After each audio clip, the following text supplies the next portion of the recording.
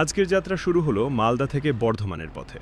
সকালের হালকা রোদ, রাস্তার দুই পাশে সবুজ গাছপালা আর মাঝে মাঝে ছোট ছোট গ্রাম, সব মিলিয়ে দারুণ একটা অনুভূতি। পথটা যেন গল্প বলছে, আর আমরা সেই গল্পের যাত্রী। গাড়ি চলছে নিজের গতিতে, আর মনটা হারিয়ে যাচ্ছে প্রকৃতির মাঝে।